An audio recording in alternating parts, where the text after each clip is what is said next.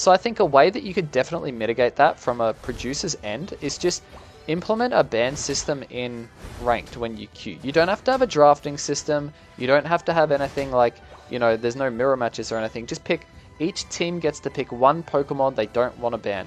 I just want to do a talk over gameplay of how we should approach versing Mewtwo when we're playing solo queue.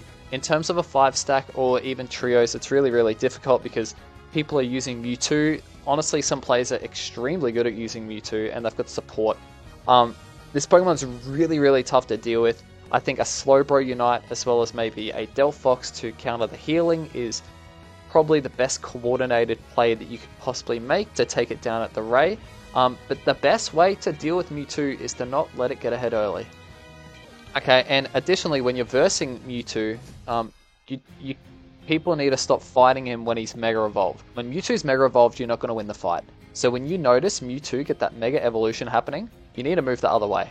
And the best way to do that is use Pokemon that have got some decent mobility. So Stored Power Espeon is a great example of that. And Stored Power Espeon is a great example of using a Pokemon that will not lose in lane early.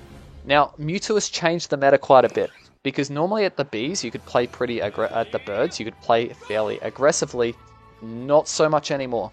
You need to be super careful of your positioning because you can't have your enemy jungler, which is, typically their Mewtwo, come up and just completely destroy the lane, right, by yoinking you in with Future Sight. So you've got to play really, really passive, and it makes things very, very tough. Now, our jungler's looks like he's idling there. Oh no, he's back. Okay, cool.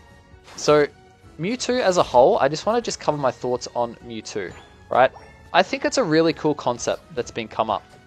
They want the legendaries to be powerful. That's the point of having the, those particular legendary Pokemon there. They want them to be overpowered, which honestly, I actually think that's a really cool concept, right? Here's a Pokemon that's really strong and you're supposed to only have one of them on your team and they're like the team leader. I think it's a great concept. I think it's creative. I think people are, we've got to give it a fair shot, right? We've got to work with the producers here. They're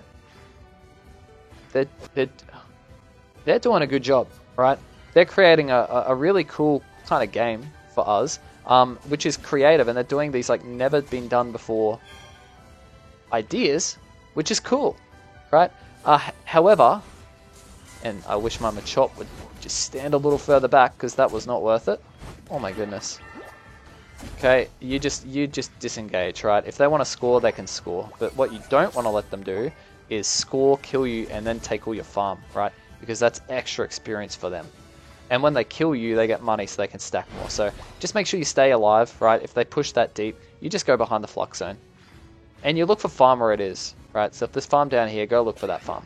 But anyway, back to Mewtwo. Mewtwo, really strong. But when you're playing against Mewtwo in the solo queue, you need to pick Pokemon that can handle the Mewtwo, right? In my opinion, it's high mobility Pokemon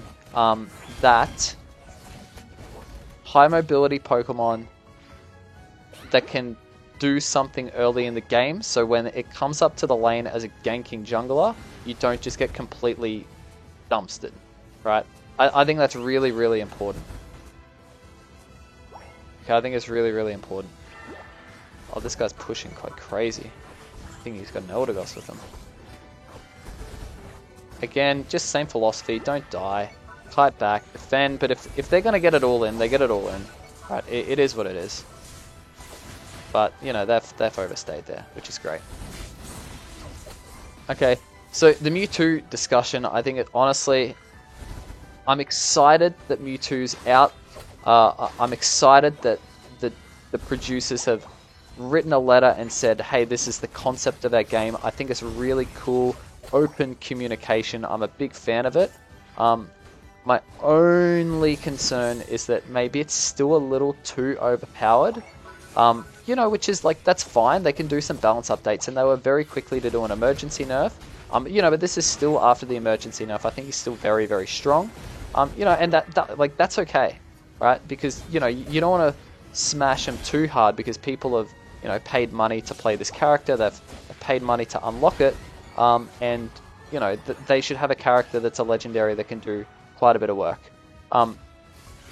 However, what's not okay is what they kind of did with Zacian, which is, you know, let him be broken forever. However, they've made this concept, now that they've got multiple legendaries in the game, in saying that we want the legendaries to be strong, which is cool, like that's great, but we need to develop a system where there's only one legendary per game per team, right?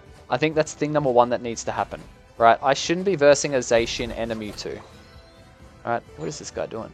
I shouldn't be versing a Zacian and a Mewtwo in the same lobby, because it's just really tough, hey? It's really, really tough.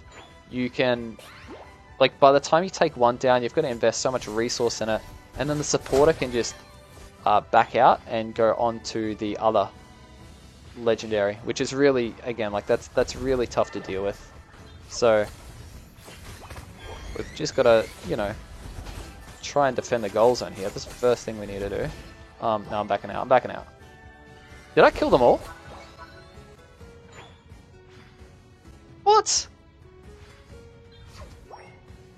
Okay.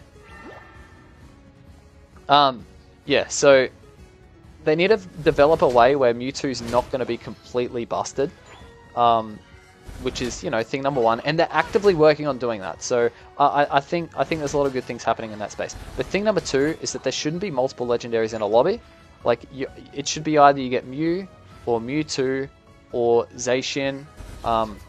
You know, there's pseudo legendaries which are in a healthy spot. Like Zoroark is in a very healthy spot. Zoroark is very fun. He's very manageable. He's got good counters. Right. At the moment, Mewtwo's kind of killed a lot of our meta. Like, if you think you can use Solar Beam Venusaur right now, you're crazy. That Mewtwo will just teleport on top of you and kill you. Right? So, there are some Pokemon which are almost just not playable. Which is, you know, that kind of sucks, but unfortunately that's the nature of the game. I think another way that might help people want to stick and play Pokemon Unite, and I'm only saying this because there's quite a number of my friends who play Unite pretty casually, and they're like saying, man, like, what's the point of playing right now?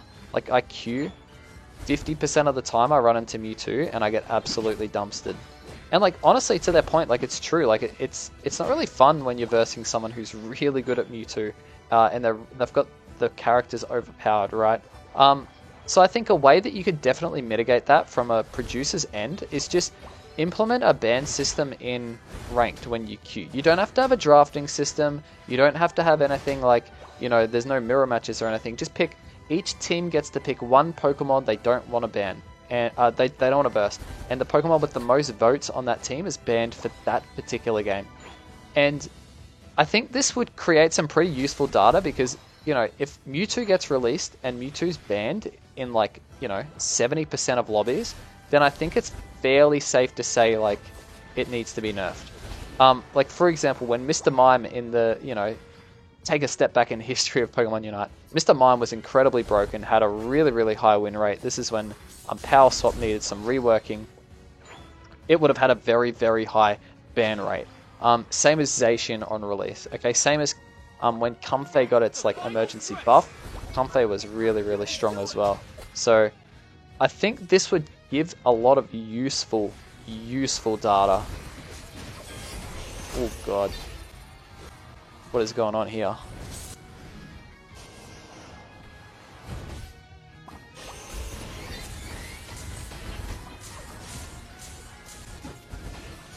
Oh, we've got him. It's only an Eldegoss. Come on, the Zeraora. Oh, he's done it. Oh no, he died. That was an intense Ray fight. Our jungler pulled through, and he hit level 15 when he was idling for the first, like, minute. That's impressive. Good for you, Baron plays. You've done a very good job. Now that's some of my thoughts on Mewtwo. If you've got any differing thoughts, or you've got any kind of opinions about Mewtwo, or even ways that you think, hey, you can get ahead early, but use this particular build or this Pokemon to verse Mewtwo better, then please, absolutely please let me know in the comments below, because as much as I try to put out a guide, I'm always learning from the comments that I receive in my videos. Have a very good day, guys, and good luck on the ladder against some of the Mewtwo's out there.